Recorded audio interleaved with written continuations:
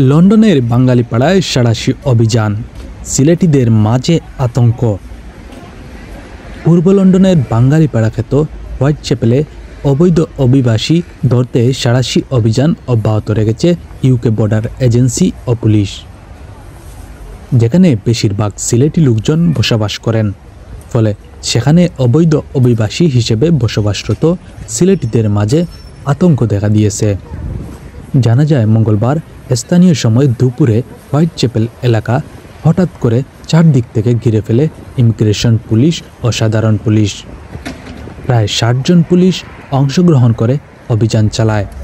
এ সময় বন্ধ করে দেওয়া হয় রাস্তাঘাটের সবগুলো পয়েন্ট। একে একে তল্লাশি শুরু করা হয় দোকানপাট, রেস্টুরেন্ট ও খোলা জায়গায় সাধারণ স্টলগুলোতে। বৈধ কাগজপত্রের তল্লাশি থেকে রেহাই পাননি সাধারণ পথচারীও।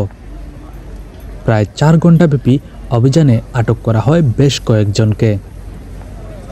অভিযান চলাকালীন সময়ে চারদিকে আতঙ্ক ছড়িয়ে পড়ে। অবৈধ অভিবাসীদের অনেককে দৌড়ে পালিয়ে যেতে দেখা যায়। এবারের অভিযানে অত্যাধুনিক আধুনিক প্রযুক্তির ক্যামেরা ব্যবহার করে ইমিগ্রেশন কর্তৃপক্ষ।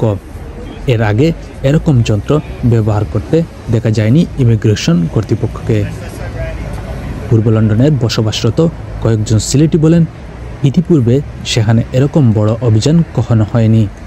এই অভিযানে কতজন অবৈধ অভিবাসীকে গ্রেফতার করা হয়েছে এখন পর্যন্ত সঠিক সংখ্যাও জানানো হয়নি। উল্লেখ্য, ব্রিটেনে বৈধ কাগজপত্র নেই এমন অভিবাসীদের গ্রেফতারের অভিযানের আগাম ঘোষণা দিয়েছিল দেশটির হোম অফিস। শামিল হোসেন, জি নিউজ 24।